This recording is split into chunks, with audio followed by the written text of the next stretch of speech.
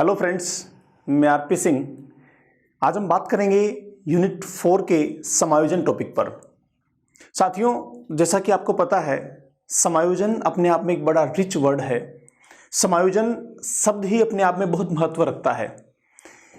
समायोजन का मतलब होता है जब भी व्यक्ति किसी नवीन परिस्थिति के साथ तालमेल बिठाता है, उसके साथ सामंजस्य बना लेता है और उसके अनुरूप अपने आप को ढाल लेता है, तो मनोविज्ञान में ऐसी मनोदशा को, मनोस्थिति को कहा जाता है समायोजन।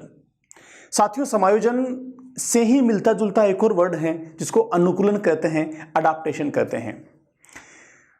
अडाप्टेशन और समायोजन, अनुकूलन और एडजस्टमेंट, इन दोनों में कोई बड़ा फर्क नहीं है। कई बार दोनों को एक दूसरे की जगह इस्तेमाल किया जाता है। लेकिन साथियों, जब किसी मानसिक प्रक्रिया की बात हो, मानसिक रूप से समायोजित होने की बात हो, मानसिक रूप से सामंजस्य बनाने की बात हो, तो हम वहां पर समायोजन शब्द का इस्तेमाल करते हैं, एडजस्टमेंट शब्द का इस्तेमाल करते हैं। जबकि जब शारीरिक रूप से सामंजस्य बनाने की बात हो तो वहां पर अनुकूलन, अडाप्टेशन को इस्तेमाल किया जाता है। हालांकि ये कोई बड़ा डिफरेंस नहीं है, लेकिन फिर भी एक सामान्य जो व्यवहार में होता है वो मैं आपको बताना चाह रहा हूं। साथियों, यहां हम जिस कॉन्सेप्ट की बात करेंगे वो मस्तिष्क से जुड़ा हुआ कॉन्सेप्ट है, हमारे मन मस्तिष्क से जुड़ा हुआ कॉन्सेप्ट है। यहां समायोजन से आशय हम मानसिक रूप से मन मस्तिष्क से जब किसी नवीन परिस्थिति के साथ सामंजस्य बना लेते हैं तो वह कहलाता है समायोजन। और शरीर का समायोजन भी मानसिक समायोजन से संबंध रखता है। हम मान लीजिए कहीं ऐसी जगह है जहां पर ठंड लग रही है, हमारे पास कपड़े नहीं हैं और हम ऐसा मान रहे हैं कि मुझे बहुत ठंड लग रही है, मैं बहुत ज़्यादा परेशान हो रहा हूं, कांपने वाला हूं, जमने वाला हूं, इस तरह की मानसिक प्रक्रिया चल रही है मस्तिष्क में, तो उस ठंड का प्रभाव बॉडी पर ज़्यादा होगा। अगर इसके बजाय हम ये सोचते हैं कि ठंड तो है, नेचुरली है, लेकिन मुझे इस पर ज़्यादा फोकस नहीं करना है, हम सोचते हैं कोई खास बात नहीं। कई लोग ऐसे भी हैं जो हमसे ज़्यादा ठंडे प्रदेशों में रहते हैं, कई लोग ऐसे भी हैं जिनके पास परमानेंट रूप से कपड़े ही नहीं हैं। मेरे पास चलो आज नहीं है, लेकिन कईयों के पास परमानेंट ही नहीं है, तो वो भी तो जीवन जीते हैं, उनका भी शरीर एडजस्टमेंट करता है, तो मैं भी कर सकता हूँ। आई कैन थोड़ा फिजिकल वर्कआउट शुरू कर दें तो मुझे लगता है कि सर्दी का प्रभाव जो पहले की विचारधारा में था उससे कम हो जाएगा इस नवीन विचारधारा में।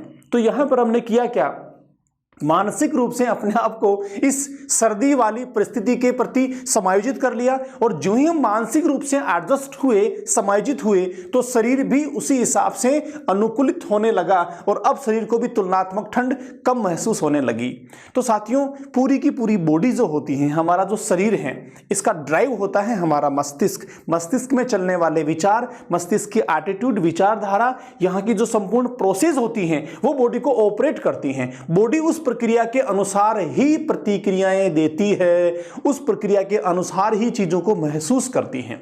आपने कई बार देखा होगा, कोई पागल व्यक्ति होता है जो मेंटली एब्सेंट होता है, उस पागल व्यक्ति को भरे कड़ाके की ठंड में भी आराम से बाहर रह लेता है, वो कांपता रहता है, बहुत परेशान भी होता होगा। गॉड नोज उसकी मनोदशा क्या होती है हमें नहीं पता, लेकिन उसकी मोस्टली डेथ नहीं होती है। डेथ एक लेवल से ज्यादा ठंड लगने पे होती है, बाकी सामान्यतः डेथ नहीं होती है। मतलब बॉडी तो उस चीज को सहन कर सकती है, लेकिन ज्यादा सहन नहीं करने वाली जो मनोदशा होती है वो मस्तिष्क के साथ होती है। अल्टीमेटली आई वांट टू से कि भाई, हम शरीर को भी मानसिक एडजस्टमेंट के साथ, मानसिक समायोजन के साथ अनुकूलित कर सकते हैं। इसको भी हम एडजस्ट कर सकते हैं अगर मानसिक रूप से हम किसी चीज के प्रति जो ठीक नजरिया है वो रखते हैं, तो बॉडी भी वैसे ही रेस्पॉन्स करने लगेगी। अब समायोजन का इंपॉर्टेंस क्या है, वैल्यू क्या है समायोजन की। साथियों, हम जिस विषय को समझ रहे हैं ये व्यवहार का विषय है। मनोविज्ञान is the subject of behaviour. हम यहाँ बिहेवियर को समझते हैं, व्यवहार को समझते हैं, चाहे हमारा स्वयं का हो चाहे सामने वाले का हो। और व्यवहार जो बनता है उस व्यवहार का मुख्य केंद्र होता है हमारा मन मस्तिष्क, साइको। तो साइकोलॉजी इसको कहा गया था, पहले व्यवहार का अध्ययन इसको कहा गया था। तो साथियों, जो व्यवहार बनता है उस व्यवहार में बहुत महत्वपूर्ण संप्रत्यय होता है समायोजन, क्योंकि समायोजन ही वह युक्ति है, समायोजन ही वह मानसिक प्रक्रिया है जिससे व्यक्ति को सच्चे अर्थों में, वास्तविक मायनों में खुशी महसूस होती है, सच्चे अर्थों में वह सफलता को प्राप्त करता है। अगर मान लीजिए कोई व्यक्ति बहुत बड़े पद पर है, कोई व्यक्ति बहुत पैसे वाला है, कोई व्यक्ति बहुत बड़े इंडस्ट्री का मालिक है, किसी व्यक्ति का बहुत बड़ा अपना बिजनेस है, समाज में बड़ा स्थान है, लेकिन साथियों ये सब होने के बाद भी दुनिया की नज़र में कैसा है, वो सफल व्यक्ति हैं, बड़ा खुश व्यक्ति हैं, दुनिया मानती है वाह क्या ज़बरदस्त व्यक्ति हैं, हम भी ऐसा बनना चाहते हैं। लेकिन अगर उस व्यक्ति में स्वयं में समायोजन की क्षमताएं नहीं हैं, वो एडजस्टमेंट नहीं जानता है, समायोजन करने की उसमें क्षमता नहीं है उसके मस्तिष्क में, तो वह उतने बड़े पदों पर होने के बाद भी, इतने बड़े लेवल पर होने के बाद भी खुश नहीं रह पाएगा। और यदि खुश नहीं रह पाएगा साथियों, तो उसका व्यवहार कहीं ना कहीं उस मनोदशा से प्रदर्शित होता रहेगा, उसकी मनोदशा व्यवहार में कहीं ना कहीं प्रदर्शित होती रहेगी। और अगर खुशी नहीं रह पा रहा है, उचित व्यवहार ही नहीं कर पा रहा है, तो फिर वह पद, वह ओहदा और वह उच्च स्थान भी साथियों किस काम का।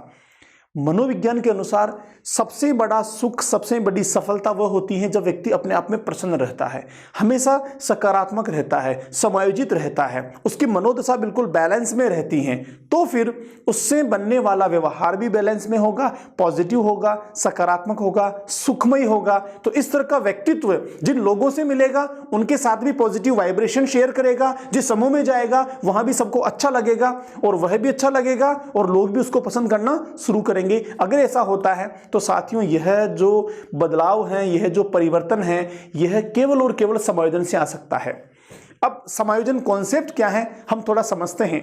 समायोजन हमारे मस्तिष्क में नवीन परिस्थितियों के प्रति या फिर विपरीत परिस्थितियों के प्रति हम जब उनको अपना लेते हैं, वैसा सोचना शुरू करते हैं, वैसे अपने आप को मानना शुरू करते हैं, या फिर उन परिस्थितियों को अपने अनुसार बनाने की कोशिश करते हैं, तो यह कहलाता है समायोजन। अब देखो दो चीजें हैं, एक तो हम परिस्थिति को अपने अनुसार बना लें, दूसरा हम परिस्थिति के अनुसार बन जाएं।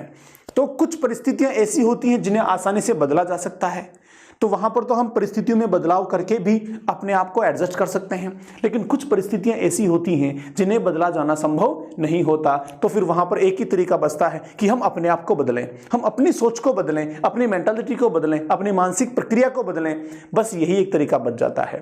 तो साथियों परिस्थितियों को बदलने पर हम ज्यादा फोकस नहीं करते हैं, हम अपने आप को बदलने पर फोकस करते हैं। मनोविज्ञान अपने आप के व्यवहार को समझने की विज्ञान होती है। तो मान लीजिए कहीं बहुत ठंड है, बहुत सर्दी पड़ रही है, बहुत गर्मी पड़ रही है, बहुत तेज बरसात है, हमारे पास संसाधन नहीं है इस तेज सर्दी को सहन करने के, तेज गर्मी को सहन करने के, बरसात में भीगने से बचने के। तो अब हम क्या इस परिस्थिति को बदल सकते हैं? नहीं, हम कहें साहब बरसात बंद हो जा, सर्दी थोड़ी कम हो जा, गर्मी है वो भी थोड़ी कम हो जा, ये हमारे हाथ में नहीं है, इन परिस्थितियों को हम नहीं बदल सकते। तो फिर हम क्या कर सकते हैं? हम हमारी थॉट प्रोसेस को, हमारे सोचने की प्रक्रिया को, हमारी मनोदशा को बदल सकते हैं। हम जब अपनी मनोदशा को बदलेंगे, अपनी थॉट प्रोसेस को बदलेंगे, तब जाके हम उन नवीन या विपरीत परिस्थितियों के प्रति समायोजित हो पाएंगे, हम वहां भी सहज और प्रसन्न चित्त महसूस कर पाएंगे। अन्यथा सिवाय दुखों के इस जीवन में साथियों कुछ भी नहीं है। तो एडजस्टमेंट एक बड़ा जबरदस्त कॉन्सेप्ट है मनोविज्ञान का, जहां हम वास्तविक अर्थों में सुख, शांति, समृद्धि, अच्छा व्यवहार कैसे प्राप्त करते हैं, ये सारा का सारा इस समायोजन के साथ ही जुड़ा हुआ है, इसी के पीछे का हिस्सा होता है साथियों। तो ये समझते हैं एडजस्टमेंट क्या है, किस तरीके से काम करता है व्यक्ति में, और एडजस्टमेंट के साथ एक दूसरी परिस्थिति क्या होती है जब एडजस्टमेंट नहीं होता। तो एडजस्टमेंट नहीं होता तो कौन कौन सी मानसिक परेशानियां हो जाती हैं, उनको क्या कहा जाता है, कैसे काम करती हैं, कैसे व्यवहार में, दैनिक जीवन में हमारे साथ वो जुड़ी हुई हैं। तो समझते हैं सारे कॉन्सेप्ट को डिटेल के साथ। साथियों हम बात कर रहे हैं समायोजन की, एडजस्टमेंट की। अगर एडजस्टमेंट के लिए कहा जाए तो जब व्यक्ति की आवश्यकता, तो साथियों हम बात कर रहे हैं समायोजन की। समायोजन का अर्थ हो गया जब व्यक्ति की आवश्यकताएं उचित होती हैं एवं वातावरण के द्वारा उन्हें पूरा करने की अनुमति प्राप्त हो जाती है, तो फिर व्यक्ति जो है समायोजित हो जाता है। जब व्यक्ति की आवश्यकताएं उचित होती हैं एवं वातावरण के द्वारा इन आवश्यकताओं की पूर्ति की अनुमति प्रदान की जाती है, तो व्यक्ति समायोजित हो जाता है। अब देखिए, हमने पीछे पढ़ा था अब्राहम मास्लो का सिद्धांत, जहां उन्होंने आवश्यकताओं को महत्व दिया था। जो आवश्यकताएं होती हैं साथियों, ये आवश्यकताएं हमारे शरीर में होती हैं और इन आवश्यकताओं की पूर्ति के लिए एक उद्वेलन बनता है, जिसको हम जब अभिप्रेरणा पढ़ रहे थे तब हमने समझा था, मोटिव कहते हैं।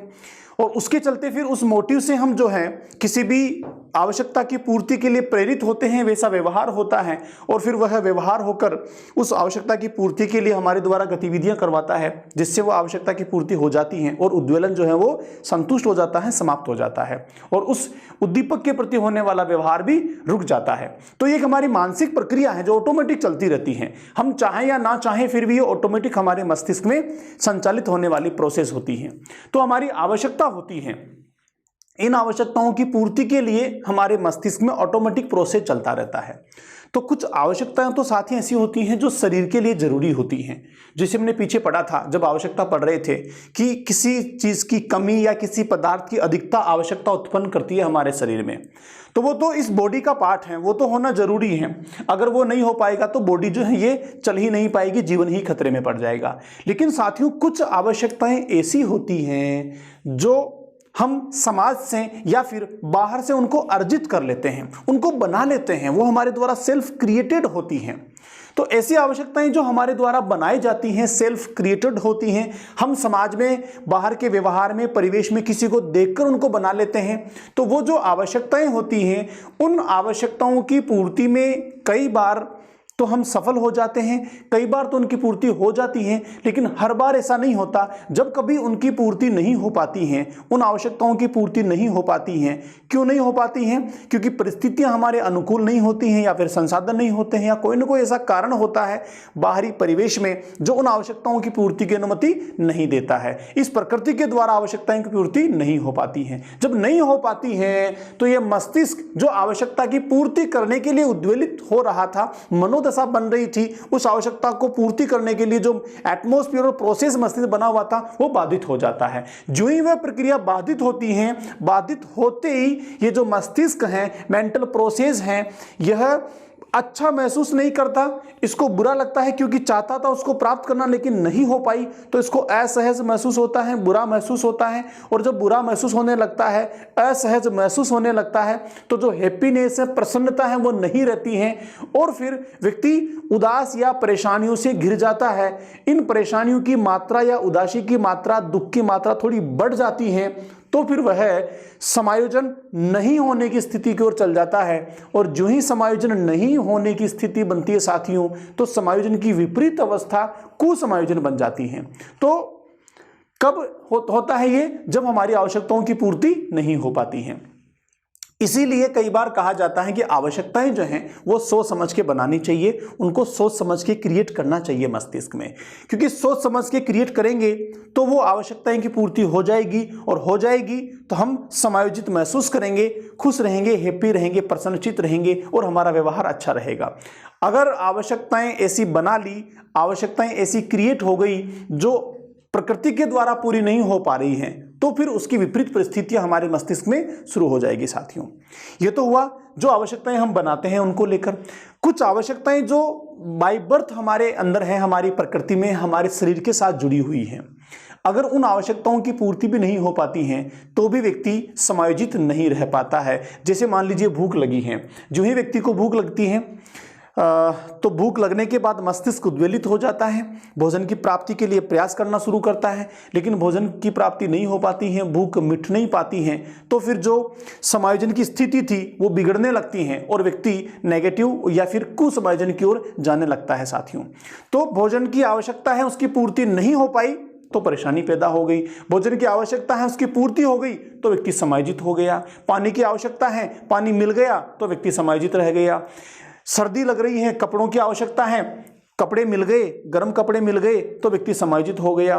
पेन चाहिए, पेन मिल गया तो व्यक्ति समायोजित हो गया। किसी से दोस्ती चाहिए, दोस्ती मिल गई तो व्यक्ति समायोजित हो गया। व्यक्ति चाहता है कि सामने वाले व्यक्ति मुझे पसंद करें, मेरी बात को सुने, मुझे सम्मान दें, और यह हो गया तो व्यक्ति समायोजित हो गया। तो साथियों सिंपल सी बात है, उठने से लेकर सोने तक हम लगातार पता नहीं कितनी बार इस तरह की मनोदशा से, इस तरह की मानसिक प्रक्रिया से गुजरते रहते हैं जिसे समायोजन कहा जाता है। एक और बिंदु क्या लिखा है देखो, संक्षेप में हम क्या कह सकते हैं कि परिस्थितियों से तालमेल स्थापित करने की प्रक्रिया ही समायोजन है। कौन सी परिस्थितियां जो बाहर परिवेश में मिल रही हैं, जो वातावरण में मिल रही हैं, उन परिस्थितियों से तालमेल बना लेने की स्थिति ही समायोजन है। जैसे अभी मैंने एग्जाम्पल दिया, हमें भोजन की आवश्यकता है। अब भोजन में हमारी इच्छा है कि बहुत सारे पकवान हो, बहुत सारी डिलीशियस चीजें हों, लेकिन वो नहीं मिल पा रही हैं। सामान्य खाना मिला है, दाल चपाती मिल रही है, तो भी हम सोचते हैं कि नहीं कोई बात नहीं, चलो दाल चपाती है, बढ़िया है, आराम से खाते हैं, शुद्ध भोजन है, सात्विक भोजन है। ऐसा सोच के हमने खाना खा लिया तो भोजन की पूर्ति तो हो गई, मनोदशा तो ठीक हो गई, शरीर की आवश्यकता तो पूर्ति हो गई और हम भी समायोजित हो गए। लेकिन उस दाल चपाती को खा के पेट तो भर गया, भोजन की आवश्यकता तो पूरी हो गई, शरीर को तो ऊर्जा मिल गई, लेकिन मानसिक रूप से हम सेट नहीं हो पाए। हमारे मन में यही लालसा रही, नहीं मजा नहीं आया, अच्छा नहीं हुआ, इतना अच्छा होता अगर ऐसे डिलीशियस व्यंजन होते तो बहुत अच्छा होता। अगर हम अभी भी उन्हीं मानसिक प्रक्रियाओं में हैं तो उसका परिणाम क्या होगा? उसका परिणाम समायोजन नहीं होना हो जाएगा साथियों।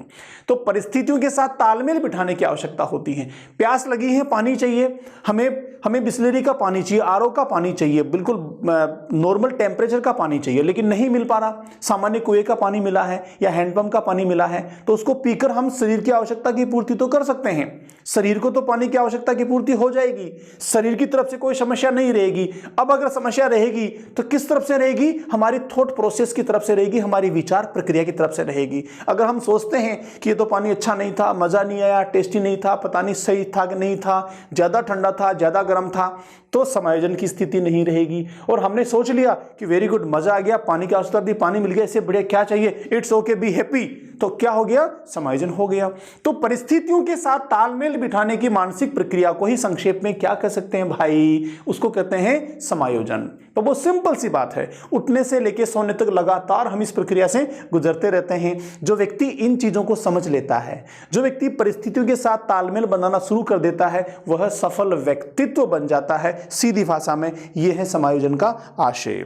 आगे चलें, कुछ मनोवैज्ञानिक जो है वो क्या कहते हैं समायोजन के बारे में, थोड़ा उनको भी जान लेते हैं साथियों। पहले मनोवैज्ञानिकों का समूह है बोरिंग, लेकफील्ड व वेल्ड का।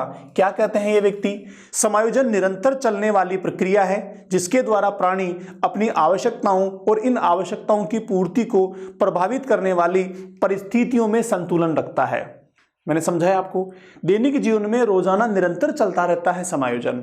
अब इस समायोजन में होता क्या है? हम जो आवश्यकताएं होती हैं हमारी, उन आवश्यकताओं की पूर्ति तथा उन आवश्यकताओं की पूर्ति से संबंधित परिस्थितियां, पदार्थ, चीजें, वस्तुएं, वो जो हैं उनके साथ तालमेल बिठाने की प्रक्रिया जो है वो लगातार चलती रहती हैं। ये सब समायोजन होता है किसके अनुसार? हमारे बोरिंग, लेकफील्ड व वेल्ड के अनुसार।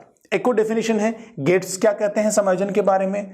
समायोजित व्यक्ति वह है जिसकी आवश्यकताएं एवं तृप्ति सामाजिक दृष्टिकोण तथा सामाजिक उत्तरदायित्व की स्वीकृति के साथ संगठन हो। बहुत सिंपल सी बात है। अभी रिसेंटली मैंने कहा कि आवश्यकताएं तो हैं, उन आवश्यकताओं के अलग अलग लेवल्स भी हैं।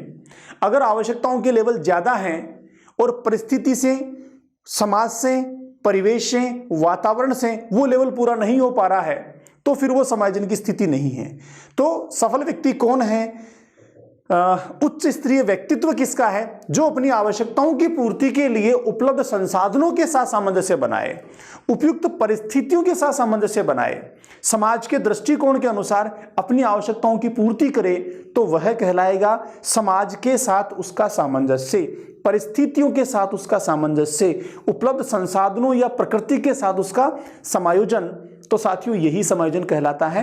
किसके अनुसार? गेट्स के अनुसार। यहां पर इंपॉर्टेंट चीज आपको ध्यान रखना है, उन आवश्यकताओं की तृप्ति समाज के दृष्टिकोणों तथा सामाजिक उत्तरदायित्व की स्वीकृति के साथ संगठित होनी चाहिए।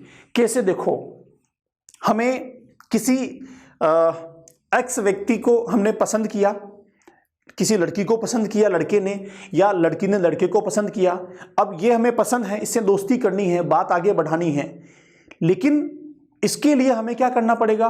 उपयुक्त स्थिति, उपयुक्त समय का इंतजार करना पड़ेगा, उपयुक्त तरीके से इस बात को आगे बढ़ाना पड़ेगा। अगर समय उचित नहीं है, परिस्थिति उचित नहीं है, तरीका उचित नहीं है, तो फिर समायोजन नहीं होगा, मामला गड़बड़ हो जाएगा। आप उससे बात करना चाहते हैं, दोस्ती करना चाहते हैं, पापा के साथ मार्केट में हैं और तब जाके बोल दिया तो जूते पड़ना निश्चित है। तो क्या करना पड़ेगा? आपको वेट करना पड़ेगा कि भाई क्या, कौन सी जगह ठीक है, कौन सा समय ठीक है, कौन सा तरीका ठीक है। आपने सही जगह, सही परिस्थिति, सही तरीके का इस्तेमाल किया और दोस्ती का प्रपोजल आगे बढ़ाया, तो उससे क्या होगा? दोस्ती स्वीकृत होगी। स्वीकृत होगी तो मामला आगे बढ़ेगा, मामला आगे बढ़ेगा तो जो आवश्यकता थी मस्तिष्क में दोस्ती करने की वो पूरी होगी, और पूरी होगी तो हैप्पीनेस, प्लेजर, मजे आ गए। बस यही तो समायोजन है।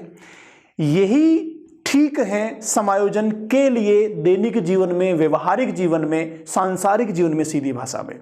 तो हमने उपयुक्त परिस्थिति के अनुसार, उपयुक्त समय के अनुसार, उपलब्ध संसाधनों के अनुसार, सामाजिक स्वीकृतियों से अपनी आवश्यकता की पूर्ति की, अपनी आवश्यकता को उसके साथ संगठित किया, तो वही उपयुक्त है, ऐसा कहना है साथियों गेट्स का।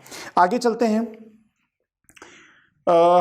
समायोजित व्यक्ति की विशेषताएं क्या क्या होती हैं, किसे हम कहेंगे कि वो समायोजित हैं और किसे कहेंगे समायोजित नहीं हैं। हमने समायोजन को लेकर काफी सारा डिस्कशन किया। मुझे लगता है कि समायोजन कॉन्सेप्ट आपको समझ में आ गया होगा। मैं फिर भी ब्रीफली आपको बता देता हूं कि समायोजन का मतलब बहुत सीधी सी भाषा में ये है, परिभाषाओं पे मत जाओ, आप कॉन्सेप्ट को समझो, व्यवहार में समझो। उठने से लेके सोने तक, या चलो आप छोड़ो, उठते ही हम सबसे पहले, उठते ही हमारी इच्छा क्या होती है? उठते ही सबसे पहली हमारी इच्छा होती है कि वापस सो जाएं, वापस सो जाएं, ये हमारी इच्छा होती है उठते ही। कोई नहीं चाहता सुबह सुबह उठना, और सर्दी का समय हो तो फिर तो किसी की इच्छा नहीं होती, वो चाहता है रजाई में छुपे रहे बड़े आराम से, कितनी वाम वाम हो रही है। तो पहली आवश्यकता क्या हुई उठते ही सबसे पहले? कि उठना नहीं है, वापस सो जाएं, कुछ देर और सो लें। ऐसी हमारी मानसिक इच्छा है, ऐसी हमारी आवश्यकता है। लेकिन इसकी पूर्ति करना उचित नहीं है, क्योंकि अगर इसके पीछे लग गए, हमारी इच्छा को पूरा करना लग गए, तो फिर काम कौन करेगा, पढ़ाई कौन करेगा, रीड में सिलेक्शन कैसे होगा, जीवन में आगे कैसे बढ़ेंगे? तो हम वहीं पर हमारी इस आवश्यकता को थोड़ा सेट कर देंगे, नहीं अभी नहीं सोना, और सोने की इच्छा है ना तो शाम को सो जाना, अभी तो उठ, ना धो, तैयार हो, काम कर। हमने क्या करा, अगर ऐसा कर लिया, ऐसा कर लिया तो पूरा दिन अच्छा रहेगा, सेट रहेगा मामला, और हम समायोजित हो जाएंगे। अगर कोई व्यक्ति ऐसा नहीं कर पाया, उसकी इच्छा हुई सोने की और वापस सो गया, तो रीड में सिलेक्शन होना संभव नहीं है, और सब रीड में सिलेक्शन नहीं होगा तो जीवन भर समायोजन के पीछे भागता ही रहेगा, ना उसका समायोजन हो पाएगा, ना वो हैप्पी रह पाएगा। सिंपल सी बात। तो कौन समायोजित, कौन समायोजित नहीं? जो परिस्थितियों के अनुसार अपने आप को ढाल लेता है, तालमेल बना लेता है, अपनी आवश्यकताओं को बाहरी समाज के साथ, परिस्थिति के साथ, वातावरण के साथ उनको बैलेंस बना लेता है, दोनों के बीच के कोऑर्डिनेशन को समझ जाता है, आवश्यकताओं की प्रवृत्ति को, लेवल को समझ जाता है, उसके लिए संसाधनों को समझ जाता है, और समझ के उपयुक्त निर्णय ले लेता है, उपयुक्त निर्णय ले लेता है, अपनी मनोदशा को नहीं बिगड़ने देता है, उसको बैलेंस में रखता है। बस वही सफल व्यक्तित्व है साथियों, और वही समायोजित व्यक्ति हैं। अब कुछ बिंदुओं से इसी बात को हम पुनः समझ लेते हैं कि क्या क्या चीजें हों तब हम उस व्यक्ति को समायोजित कहेंगे। तो पहला बिंदु है साथियों, धैर्यवान और संतुलित। समायोजन के लिए व्यक्ति को पैसेंसफुल होना चाहिए और बैलेंस होना चाहिए। रिसेंटली मैंने कहा पैसेंस, धैर्य का मतलब आप उठ के सुबह सुबह वापस सोना चाहते हैं, लेकिन धैर्य रखना पड़ेगा, कब तक का? वापस से रात होने तक का, फिर सो जाना, कोई दिक्कत नहीं है। तो पैसेंस चाहिए, धैर्यवान होना चाहिए, संतुलित होना चाहिए। संतुलित का मतलब किसको संतुलन बनाना है? संतुलित होना है आवश्यकताओं का बाहर पर्यावरण के साथ या संसाधनों के साथ संतुलन, बैलेंस यहां पर होना चाहिए। आवश्यकताएं इतनी ही हो जितने उसके लिए संसाधन है, जितनी हमारी क्षमताएं हैं, जिनकी अनुमति परिवेश या वातावरण देता है, वो सीधी भाषा में। अगर इनके भी संतुलन है तो डेफिनेटली व्यक्ति समायोजित होगा, नहीं तो समायोजित नहीं हो पाएगा। पैसेंस की आवश्यकता है, धैर्य रखने की आवश्यकता है। आपने तय किया कि मुझे आज ये समायोजन का टॉपिक पूरा करना है, ये पूरा किए बिना मैं किसी कीमत पे नहीं सोऊंगा। आपने पूरी डेडिकेशन के साथ, पूरे दृढ़ निर्णय के साथ पढ़ाई करनी शुरू की और आपने टॉपिक को पूरा कर लिया। आपको लगा बिल्कुल अब ठीक है, मेरे को टॉपिक पूरा समझ में आ गया, मैंने इसको जान भी लिया, पढ़ भी लिया, याद भी हो गया। अब एक प्रैक्टिस सेट कर लेता हूं समायोजन से संबंधित। आपने तुरंत प्रैक्टिस सेट निकाला, समायोजन वाले क्वेश्चन करना शुरू किए। आपने 5 से शुरू के क्वेश्चन देखे, एक भी आपको नहीं आया। अब क्या करना है बताओ? रात के 11 बज चुके हैं। अब अगर आप सोचते हैं कि नहीं ये तो बड़ा बुरा हो गया, मैंने इतनी मेहनत की, मुझे देख भी नहीं आ रहा क्या हुआ, कैसे होगा, कैसे नहीं होगा, और आपने धैर्य को खो दिया, तो समझो मामला गड़बड़ हो गया। आपने तुरंत एक निर्णय लिया कि कोई बात नहीं, मैंने समझा, कोशिश की, जानने की कोशिश की, याद भी किया, लेकिन फिर भी मुझे क्वेश्चंस नहीं आ रहे। इसका मतलब मुझे एक बार फिर से समझने की आवश्यकता है, आरपी सर की क्लास को फिर से दोबारा देखने की आवश्यकता है। तो ये क्या हो गया साथियों? ये हो गया पेशेंस, ये हो गया धैर्य। आप तुरंत अग्रेसिव नहीं हुए उस परिस्थिति को लेकर, तो ये हो गया धैर्य। तो संतुलन होना चाहिए, धैर्यवान होना चाहिए, ऐसा है तो वह व्यक्ति समायोजित है, नहीं है तो वह समायोजित नहीं है। नेक्स्ट पॉइंट है साथियों, मानसिक रूप से संतुलित। मैंने समझा दिया संतुलन का मतलब क्या है, मानसिक रूप से, क्योंकि सारा खेल ही मानसिक परिस्थितियों का ही है। यहां पर समायोजन हम पढ़ ही मानसिक परिस्थितियों के संदर्भ में ही रहे हैं, मानसिक प्रक्रिया के संदर्भ में समझ रहे हैं। शारीरिक संतुलन की बात यहां हम नहीं कर रहे हैं, यहां सिर्फ मानसिक संतुलन की बात हो रही है। नेक्स्ट है साथियों, उचित माध्यमों से लक्ष्य की प्राप्ति। बहुत क्लियर सी बात है, मैंने बता दिया आपको कि माध्यम उचित होना चाहिए, संसाधन उचित होना चाहिए। आप चाहते हैं दोस्ती करना, लेकिन दोस्ती करने के लिए पहले उसको अट्रैक्ट करो अपनी तरफ, कोई सी गतिविधि तो करो जो उसको अच्छी लगे, तो उचित माध्यम हो गया। और ये नहीं आप डंडा लेके खड़े होकर दोस्ती कर, नहीं तो देखता हूं भी कैसे नहीं करता दोस्ती, तो वो गड़बड़ है। उचित माध्यम नहीं है, उचित तरीका नहीं है, तो फिर वहां पर क्या होगा, आवश्यकता है आपको दोस्ती की पूरी नहीं हो पाएगी, मानसिक रूप से परेशानी शुरू हो जाएगी, समायोजन नहीं बन पाएगा। समायोजन कब बनेगा, जब उचित माध्यम होंगे, तभी लक्ष्यों की प्राप्ति हो पाएगी। आप चाहते हैं रीट में सिलेक्शन हो, बहुत अच्छे मार्क्स आपको मिले, तो उचित माध्यम क्या है, आप प्रॉपर सोर्सेस से, प्रॉपर तरीके से लगातार पढ़िए, ये तो उचित तरीका है। एक और तरीका है, लोग सोचते हैं कि सर सेंटर कहां पर है, वहां पर कौन जानकार है, क्या क्या कुछ मैनेजमेंट करे, कुछ जुगाड़ हो जाए तो ये क्या है, लक्ष्य की प्राप्ति का उचित माध्यम नहीं है, उचित तरीका नहीं है, इसका परिणाम समायोजन नहीं होता। और समायोजित व्यक्ति ऐसा नहीं करता। समायोजित व्यक्ति क्या करता है, समय रहते प्लानिंग करता है, उचित तरीके से लक्ष्य की पूर्ति करता है, यह समायोजित व्यक्ति का लक्षण होता है साथियों। नेक्स्ट है, अपनी उपलब्धियों से संतुष्टि एवं सुख, बहुत इंपॉर्टेंट है। हर व्यक्ति की अपनी अपनी उपलब्धियां हैं, किसी की कम है, किसी की ज्यादा है। अब कम और ज्यादा का पैमाना क्या है, कम और ज्यादा का पैमाना है दूसरा व्यक्ति या उसकी उपलब्धियां। साथियों, जब भी हम हमारी उपलब्धियों का, हमारी योग्यताओं का, हमारी क्षमताओं का, हमारे पोटेंशियल का किसी दूसरे व्यक्ति के साथ कंपैरिजन करने लगते हैं, वहीं पर समस्या शुरू हो जाती है। हमने जब इंडिविजुअल डिफरेंसेस पढ़ा था तो मैंने आपको बहुत अच्छे से बताया था कि हम यूनिक हैं, जैसा मैं हूं वैसा कोई दूसरा नहीं है, जैसे आप हैं वैसा कोई दूसरा नहीं है, इवन आपका भाई आपकी बहन भी ऐसा नहीं है। तो आपका अपना पोटेंशियल है, आपकी अपनी योग्यताएं हैं, आपकी अपनी क्षमताएं हैं, तो आपके अचीवमेंट भी अपने ही होंगे। आपके अचीवमेंट्स की, आपकी उपलब्धियों की आप दूसरे से तुलना नहीं कर सकते हैं। तो याद रखिए, जितने मार्क्स मेरे आए हैं, जितना रीट में मेरा स्कोर है, जिस लेवल का मेरा स्टडी है, जितने घंटे में पढ़ सकता हूं, जितनी बार पढ़ने से मुझे याद होता है, वो मेरा अपना है, मेरा यूनिक है। मुझे उसी को स्वीकार करना है, उसी में संतुष्ट रहना है, तो मैं समायोजित हो पाऊंगा। अगर मैं इस चीज की तुलना मेरे किसी साथी से करता हूं कि मेरे तो 80% थे, उसके 82% थे, मैं उससे पीछे हूं, तो वो 2% आपको जिंदगी भर परेशानी में रखेगा साथियों। क्या फर्क पड़ता है 2% का यार, 80 कौन सी कम होती है, 80 में तो 2 बच्चे पास हो लेते हैं। तो अपनी उपलब्धियों के साथ आप संतुष्ट रहिए, अपनी उपलब्धियों के साथ खुश रहिए, हाँ, लेकिन रुकिए मत, उपलब्धियों के साथ रुकिए मत, उपलब्धियों को और बढ़ाने की कोशिश कीजिए। लेकिन किसके साथ तुलना करेंगे, फिर अपने स्वयं के साथ। पिछली बार कि रीट में मेरा स्कोर मान लीजिए 58 रहा था और मेरे दोस्त का 70 था, तो मुझे 70 से कंपैरिजन नहीं करना, 70 को नहीं देखना, वो तो उसकी उपलब्धि है। मुझे देखना है मेरे अचीवमेंट को, मुझे देखना है मेरे 58% को, और मुझे अपने साथ प्लानिंग करनी है कि पिछली बार मेरा 58 था, इस बार मुझे मेरे 58 को लेके जाना है 70। तो मुझे क्या करना है, यह है प्रॉपर तरीका अपनी उपलब्धियों को समझने का और स्वीकार करने का।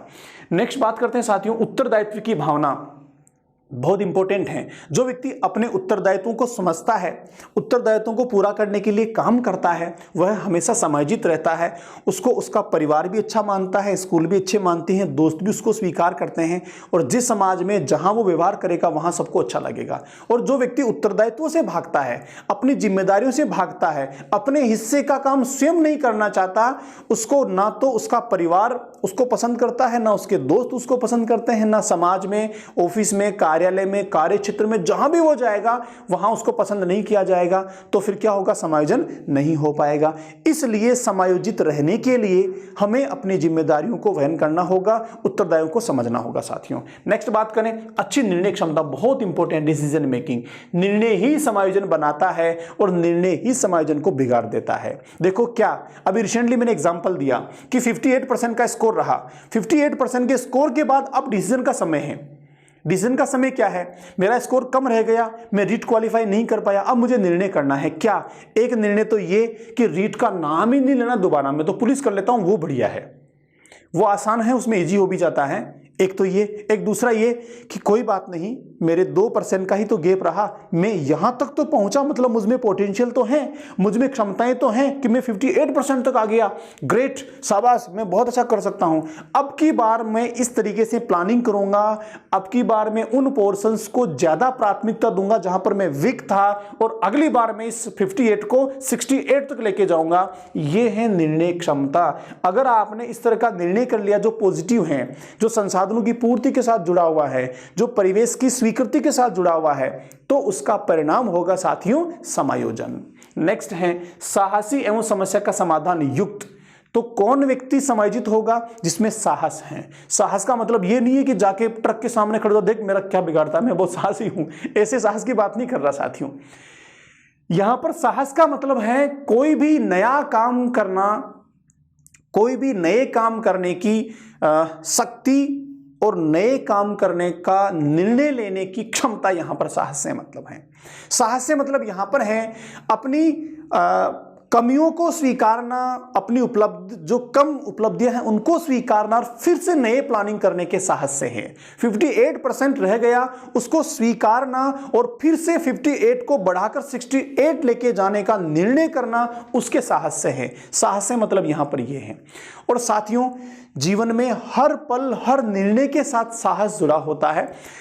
उसके साथ क्या है? समस्या का समाधान। अगर हम साहस करते हैं, सही निर्णय करते हैं, तर्क वितर्क के साथ, अपने खुद के साथ एनालिसिस करते हैं, अपने पोटेंशियल को समझते हैं, तो निश्चित रूप से निर्णय भी हमारे सही होंगे, हम समस्याओं का समाधान भी कर पाएंगे और साहस के साथ नए काम भी शुरू कर पाएंगे। साथियों, समाज के अन्य व्यक्तियों का ध्यान बहुत इंपॉर्टेंट है। हम समाज में जीते हैं, समाज में जीते हैं, समाज में रहते हैं। समाज ही हमारे समस्त व्यवहारों को बताता है, समझता है, प्रभावित करता है। तो समाज के जो अन्य व्यक्ति हैं, हम उनको सुनेंगे, उनको समझेंगे, उनकी भावनाओं को महसूस करेंगे। याद करो, पीछे हम जब बात कर रहे थे इमोशनल इंटेलिजेंस की, यूनिट 3 में संवेगात्मक बुद्धि की, तब भी मैंने कहा था कि बुद्धिमान वह है जो खुद के संवेगों को समझे और दूसरों के संवेगों को भी समझे, तो वह बुद्धिमान कहलाएगा और उस बुद्धि को हम कह देंगे संवेगात्मक बुद्धि। तो वही बात यहां भी लागू होती है। हम दूसरों के ध्यान रखने का आशय यहां पर यह है कि ये नहीं रखे ध्यान रखे वो कहां जा रहा, कहां नहीं जा रहा, क्या किया, क्या नहीं किया, किससे मिलता है, ये ध्यान रखें। ये ध्यान तो रखने के लिए हमारे समाज में बाकी लोग बहुत है, आपको ये ध्यान नहीं रखना। आपको क्या ध्यान रखना है कि मेरे दोस्त, मेरे परिवार के सदस्य, मेरे सहपाठी जिनके साथ मैं व्यवहार कर रहा हूं, जो भी मेरे आसपास में हैं, उनकी आवश्यकताएं क्या है, उनके संवेग कैसे हैं, उनके भाव कैसे हैं, मुझे उसके अनुसार उनको रेस्पॉन्स देना है। अगर वो दुख में है, परेशानियों में है, कष्ट में है, पीड़ा में है, तो मुझे उनके दुख, परेशानियों, पीड़ा को समझना है, सिंपैथी देनी है उनको और कोशिश करनी है कि वहां मैं उनकी कुछ मदद कर पाऊं। तो यह कहलाएगा दूसरों को ध्यान रखना। ऐसा नहीं कोई दूसरा परेशानी में है, पीड़ा में, वाह मजा आ गया, बहुत दिन हो गए, बहुत नाटक कर रहा था, अब अकल ठिकाने आ गई इसकी। ऐसा करने का मतलब हम उसका ध्यान नहीं रख रहे हैं, हम उल्टा उसको परेशानियों में डाल रहे हैं, उसका मजाक बना रहे हैं। नेक्स्ट साथियों, पर्यावरण एवं परिस्थिति से लाभ उठाना बहुत इंपॉर्टेंट है। हम जैसी परिस्थिति चाहते हैं, जैसा पर्यावरण चाहते हैं, ऐसा मिले ना मिले जरूरी नहीं है। हम चाहते हैं दिसंबर जनवरी के महीने में एसी चला के सोएं, बहुत गर्मी होनी चाहिए लेकिन नहीं होगी। हम भारत में रहते हैं तो यहाँ अगर ठंड होनी है तो ठंड ही होगी। जून मई में गर्मी होती है तो गर्मी होगी। हम चाह के भी उस समय ठंड पैदा नहीं कर सकते प्रकृति के द्वारा, तो कृत्रिम कर सकते हैं स्थान बदलने में, वो ठीक है, लेकिन जिस स्थान पर है उस स्थान पर तो बदलना संभव नहीं है। तो फिर उचित क्या है? उचित ये है कि गर्मी है गर्मी का मजा लें, सर्दी है सर्दी का मजा लें, बरसात है बरसात का मजा लें। तो जो परिस्थिति है, जो वातावरण है, जो प्रकृति है, जो सिचुएशन हमारे साथ में है, हम उसके अनुसार ही बन जाएं और उसका अधिक से अधिक लाभ उठाना शुरू करें। तो यह समायोजित व्यक्ति का लक्षण है, ऐसा व्यक्ति समायोजित कहलाता है। साथियों, अब हम बात करते हैं समायोजन के ही एक विपरीत कॉन्सेप्ट की, या यूं कहें एक ही सिक्के के दूसरे पहलू की। और साथियों, यह है समायोजन का उल्टा, कुसमायोजन। समायोजन के साथ कु लग गया तो बन गया कुसमायोजन।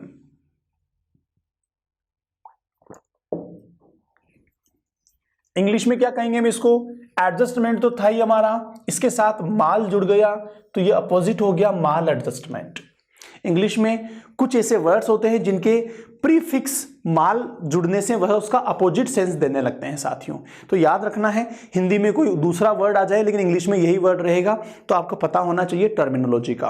कुसमायोजन मतलब समायोजन की विपरीत परिस्थिति। माल एडजस्टमेंट मींस एडजस्टमेंट का अपोजिट। तो दोनों चीज साथ में चलती हैं। क्या अगर समायोजन है तो कुसमायोजन भी होगा। दुनिया में ऐसा कोई व्यक्ति नहीं है जिसके साथ कुसमायोजन नहीं है, माल एडजस्टमेंट नहीं है, और वो कहेंगे नहीं साहब मैं तो कभी कुसमायोजित होता ही नहीं। अगर ऐसा है तो डॉक्टर को दिखाने की आवश्यकता है, उसकी मनोदशा ठीक नहीं है, मामला गड़बड़ है, स्क्रू ढीले हो गए हैं। जो व्यक्ति स्वस्थ हैं मानसिक रूप से, जो ठीक हैं, तंदुरुस्त हैं, सामान्य हैं, उसमें कुसमायोजन भी होगा निश्चित रूप से। हम चाहे या ना चाहें, हमारी प्रकृति का, हमारे मस्तिष्क की प्रक्रिया का हिस्सा है भाई। अगर समायोजन है तो कुसमायोजन भी होगा, हम इसको रोक नहीं सकते हैं।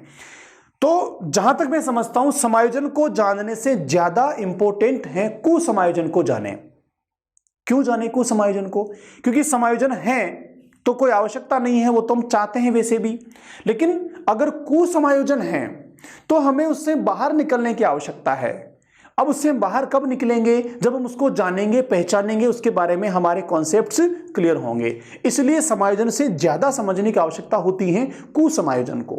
हमारी जो यूनिट 4 का ये टॉपिक है एडजस्टमेंट, इस एडजस्टमेंट का जो कंटेंट हम डिस्कस करेंगे वहां पर हम सबसे ज्यादा मेजर चर्चा ही इसी की करेंगे, कुसमायोजन की ही करेंगे। इसको समझें ये क्या होता है, इसके कारण कौन कौन सी मानसिक परेशानियां हो जाती हैं, कौन कौन सी मानसिक बीमारियां हो जाती हैं, और उन मानसिक बीमारियों को, मानसिक परेशानियों को दूर करने के लिए कैसा हमारा मस्तिष्क स्वयं कुछ युक्तियां निकालता है, कुछ मैकेनिज्म बनाता है। तो ये सारा का सारा हमारा इस टॉपिक का कंटेंट है, जहां हम इसको ज्यादा इंपॉर्टेंस देंगे। तो इसको जानना जरूरी है भाई, बहुत इंपॉर्टेंट है, क्योंकि यही परेशानियां पैदा करता है, यही है जो दुख पैदा करता है, यही है जो हमें खुश होने से, सुखी जीवन जीने से, सफलताएं प्राप्त करने से रोक लेता है। तो क्या है, समझते हैं एक बार कुसमायोजन को, माल एडजस्टमेंट को। साथियों, हमने समायोजन को समझा तब पहली लाइन क्या पढ़ी थी कि जब व्यक्ति की आवश्यकताएं उचित होती हैं और वातावरण के द्वारा उन्हें पूरा होने की अनुमति मिल जाती है तो व्यक्ति समायोजित हो जाता है। अब इसी की विपरीत परिस्थिति की बात करते हैं। इसकी विपरीत परिस्थिति क्या है? एक ही सिक्के का दूसरा पहलू क्या है कि जब व्यक्ति की आवश्यकताएं अनुचित होती है, और अनुचित है इसलिए वातावरण से उनका पूरा होने की अनुमति नहीं मिल पाती है, तो फिर व्यक्ति क्या हो जाता है? कुसमायोजित हो जाता है। अगर समायोजन, अगर आवश्यकताओं की पूर्ति हो गई, वातावरण से अनुमति मिल गई तो समायोजन, और नहीं मिली तो हो गया कुसमायोजन। तो बिल्कुल उसका उल्टा है। देखते हैं एक बार फिर से। कुसमायोजन को जब व्यक्ति की आवश्यकताएं अनुचित होती हैं एवं वातावरण द्वारा उन आवश्यकताओं की पूर्ति की अनुमति नहीं दी जाती है तो व्यक्ति क्या हो जाता है? कुसमायोजित हो जाता है। संक्षेप में हमने वहां क्या समझा था कि परिस्थितियों के साथ तालमेल बना लेना, परिस्थितियों के साथ सामंजस्य बना लेना ही समायोजन है। तो यहां क्या हो जाएगा? उसका उल्टा हो जाएगा। परिस्थितियों के साथ तालमेल नहीं बिठा पाना, सामंजस्य नहीं बिठा पाना क्या है भाई? कुसमायोजन है। अब एक और परिभाषा है किसकी? गेट्स व अन्य लोगों के। क्या कहते हैं गेट्स? गेट्स कहते हैं असमायोजन, कुसमायोजन को ही कहते हैं। असमायोजन व्यक्ति और उसके वातावरण में असंतुलन का उल्लेख करता है। किसका? असंतुलन का। गेट्स ने पीछे क्या कहा था समायोजन के लिए? गेट्स ने समायोजन के लिए कहा था कि जब व्यक्ति अपनी आवश्यकताएं समाज के दृष्टिकोण से, समाज की परिस्थितियों, समाज के अनुरूप पूरी कर लेता है, या उसकी आवश्यकताएं उसके साथ संगठित होती हैं, तालमेल होती हैं, संतुलित होती हैं, तो वह समायोजन है। और जब संतुलित नहीं होती हैं तो क्या है? कुसमायोजन है। व्यक्ति और उसके वातावरण में संतुलन का उल्लेख करता है तो क्या हो जाएगा? समायोजन। और असंतुलन का उल्लेख करे तो क्या हो जाएगा? कुसमायोजन। देखो असंतुलन कैसे? व्यक्ति की आवश्यकता है कि मुझे पहनने के लिए बहुत महंगे कपड़े चाहिए, बहुत महंगे कपड़े चाहिए, जो कम से कम 20,000 रुपए की ड्रेस आए, बहुत महंगा जींस हो, बहुत महंगी टी शर्ट्स हो, बहुत महंगे शूज हो, और एसेसरीज भी बहुत हाई फाई वाली होनी चाहिए, जो शाहरुख खान पहनता है वो वाली होनी चाहिए। लेकिन भाई अभी रीटी पास नहीं हो रही है, अभी तो रीट पास होने में बड़ी मुश्किल है, जॉब का कहीं कोई ठिकाना ही नहीं है। पापा लिमिटेड देते हैं गिन चुन के कि भाई ये इतने ले जा, पहले पिछले महीने का हिसाब ला, किस में खर्च किया, तब अगली किस्त मिलेगी, वरना अगली किस्त नहीं मिलेगी। तो संसाधन की स्थिति तो ये है, हमारा सोशल स्टेटस ये है, हम वास्तविक रूप से इस जगह हैं, लेकिन हम चाहते क्या हैं कि शाहरुख खान की तरह महंगे कपड़े पहने। तो फिर क्या हो गया, हम जो चाहते हैं, हमारी जो आवश्यकताएं हैं, वो क्या हमारे संसाधनों के साथ संतुलित हैं? अगर संतुलित हैं, हमारे पेरेंट्स बहुत अमीर हैं, बहुत पैसा मिलता है, जितना चाहिए उससे दुगना मिल जाता है, तो संतुलित हैं, कोई दिक्कत नहीं, पहने बड़े आराम से जिंदगी को जिए। लेकिन अगर संसाधन ऐसे नहीं हैं, तो हमारी आवश्यकताएं क्या हो गई, वातावरण के साथ, स्रोत संसाधनों के साथ संतुलित नहीं हुई, तो परिणाम क्या होगा, कुसमायोजन हो जाएगा। ऐसा कहते हैं साथियों गेट्स। अब देखिए, जब भी ऐसी परिस्थितियां बनती हैं, जब भी ऐसी मनोदशा बनती हैं, तो व्यक्ति मानसिक रूप से परेशान होना शुरू हो जाता है, उसको मानसिक परेशानियां शुरू हो जाती हैं। कुसमायोजन का परिणाम होता है मानसिक परेशानियां। अगर हम ऐसा माने कि मैं अपने आप को देखना चाहता हूं, चेक करना चाहता हूं मैं कब समायोजित हूं और कब कुसमायोजित हूं, तो याद रखिए, जब भी आप चाहे अकेले हैं, चाहे साथियों के साथ हैं, कहीं समुदाय में हैं, समाज में हैं, कहीं भी हैं, अगर आप अपने आप को प्रसन्नचित्त महसूस कर रहे हैं, हैप्पी हैं, बैलेंस में हैं, आपको सुकून और सुखद अनुभूतियां हो रही हैं, तो आप समायोजित हैं। अगर आप कहीं भी हैं और सुखद महसूस नहीं कर रहे हैं, मानसिक रूप से परेशानियां आप में बन रही हैं, तो समझिए कुसमायोजित हैं। कारण उसके पीछे कुछ भी हो सकता है, चाहे शरीर की परेशानी हो सकती है या हमारे द्वारा बनाई हुई मानसिक परेशानी हो सकती है। साथियों, हम बात कर रहे हैं मानसिक प्रक्रियाओं की। तो मानसिक परेशानी क्या, कि जब व्यक्ति कुसमायोजित हो जाता है, जब व्यक्ति की आवश्यकताओं की पूर्ति नहीं हो पाती है, जब व्यक्ति परिस्थितियों के साथ सामंजस्य तालमेल नहीं बना पाता है, तो इसके परिणाम स्वरूप व्यक्ति में मानसिक परेशानियां शुरू हो जाती हैं, मानसिक कष्ट शुरू हो जाते हैं, मानसिक व्याधियां शुरू हो जाती हैं, और इनको साथियों कहा जाता है मनोविज्ञान में मानसिक बीमारियां। क्या कहते हैं, मानसिक बीमारियां या मानसिक रोग। अब ये मानसिक रोग और मानसिक बीमारियां कौन सी हैं? देखो, मानसिक बीमारी का मतलब दो तरह का होता है। कुछ मानसिक रोग और मानसिक बीमारियां जो हैं वो बड़े लेवल की होती हैं, जो डॉक्टर के पास जाने के बाद ठीक होती हैं, वो मेंटल बैलेंस को बिगाड़ देती हैं। लेकिन कुछ सामान्य लेवल की होती हैं, जो हर व्यक्ति में निहित होती हैं, आप में भी है, मुझ में भी है, और दुनिया के सफलतम व्यक्ति में भी वो हैं। फर्क इतना है, उनकी मात्रा कम ज्यादा हो सकती है। तो जब भी व्यक्ति कुसमायोजित हो जाता है, तो वह मानसिक रूप से परेशान होने लगता है, पीड़ा से ग्रस्त हो जाता है, दुखों से घिरने लगता है, एकांत सा महसूस करने लगता है। तो उस मनोदशा को, उस परिस्थिति को कहा जाता है मानसिक बीमारियां, मानसिक रोग, और व्यक्ति उनका शिकार हो जाता है। साथियों, अब ये कौन कौन सी हैं? जैसे तनाव है, दबाव है, दुश्चिंता है, द्वंद्व है, बगनासा है, ये सारी की सारी मानसिक परेशानियां हैं। अब इनको समझते हैं कि कौन कौन सी हैं।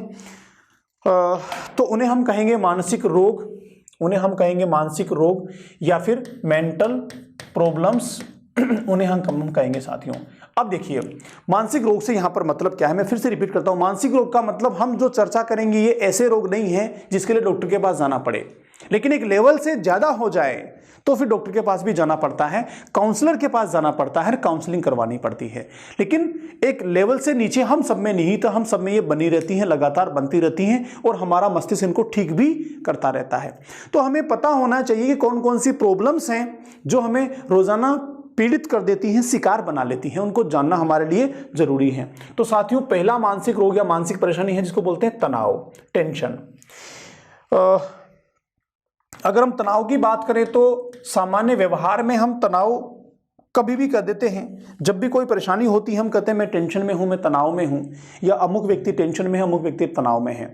लेकिन सही मायने में तनाव क्या है, सही मायने में टेंशन क्या है, मनोविज्ञान किसको तनाव कहता है, इसको क्लियर कट जानना और समझना जरूरी है। हम जब मानसिक परेशानी को क्लासिफाई करने लगेंगे कि हाँ ये वाली मानसिक परेशानी तनाव है, ये दबाव है, ये द्वंद्व है, ये दुश्चिंता है, ये बगनासा है, जब इनको आइडेंटिफाई करने लगेंगे, जानने लगेंगे, समझने लगेंगे, तो इन पर काबू पाना भी आसान हो जाएगा। अगर हम आइडेंटिफाई ही नहीं कर पाएंगे, इनकी पहचान और वर्गीकरण ही नहीं कर पाएंगे, तो इन पर काबू पाना, इनको समझना, इनको जानना बड़ा मुश्किल हो जाएगा। इसलिए प्रत्येक को जानना है। हम बात कर रहे हैं तनाव की। देखो, तनाव किसको कहते हैं मनोविज्ञान में, टेंशन किसको कहते हैं? जब समय की मांग की पूर्ति नहीं कर पाता है तो व्यक्ति तनाव का शिकार हो जाता है। जैसे शरीर में आवश्यकता है, प्यास लगी है, पानी चाहिए, भूख लगी है, भोजन चाहिए, बहुत थकान हो गई है, आराम चाहिए, ये आवश्यकता है व्यक्ति की। अगर समय पर आवश्यकता होते ही, उद्वेलन होते ही, मनोदशा बनते ही भोजन मिल गया तो व्यक्ति समायोजित हो गया, समस्या ही नहीं है। पानी मिल गया तो समायोजित हो गया, नींद करने के लिए, आराम करने के लिए समय मिल गया, अवसर मिल गया तो समायोजित है। लेकिन ये नहीं मिले तो जो मानसिक परेशानी होगी उसको हम मनोविज्ञान में कहते हैं तनाव, टेंशन। जब व्यक्ति अपनी आवश्यकताओं की पूर्ति नहीं कर पाता है तो उससे उत्पन्न जो मानसिक परेशानी है उसको कहा जाता है साथियों तनाव। जैसे व्यक्ति को भूख लगती है तब उसमें तनाव उत्पन्न हो जाता है। अगर भूख मिट गई तो तनाव समाप्त, और नहीं मिटी तो तनाव की मात्रा बढ़ने लगती है साथियों, इसे कहा जाता है तनाव। दूसरी मानसिक परेशानी है दबाव, स्ट्रेस। किसे कहते हैं स्ट्रेस? जब व्यक्ति सफलता व असफलता के बीच अपने आत्मसम्मान एवं आत्मनिष्ठा की रक्षा के लिए संघर्षरत होता है तो वह दबाव का शिकार हो जाता है। अब देखो क्या फर्क है दोनों में।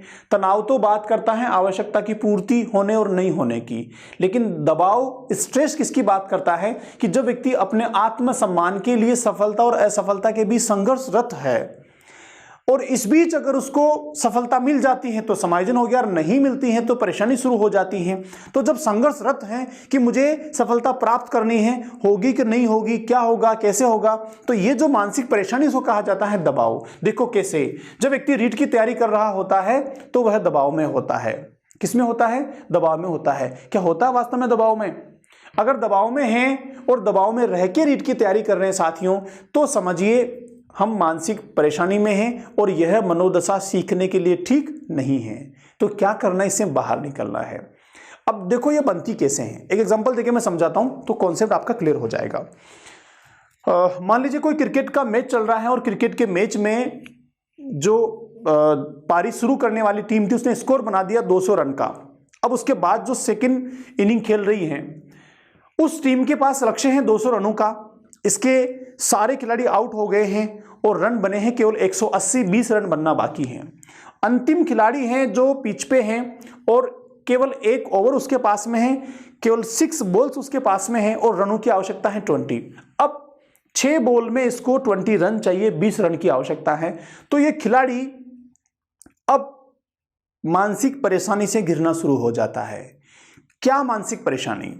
अभी मानसिक परेशानी ये है इसको कि ये चाहता है कि मैं 20 रन पूरे कर लूं, 21 बना लूं और ये मैच जीत जाऊं। अगर ऐसा होता है तो मेरा सम्मान, मेरी टीम का सम्मान, मेरे कंट्री का जो सम्मान है वो बना रहेगा। ऐसा नहीं होता है तो बड़ा मुश्किल हो जाएगा, मैं इसके लिए जिम्मेदार होऊंगा और मुझे कहा जाएगा कि ये 20 रन पूरे नहीं कर पाया। तो अब वो आत्मसम्मान और निष्ठा और प्रतिष्ठा के लिए को प्राप्त करने के लिए संघर्षरत है।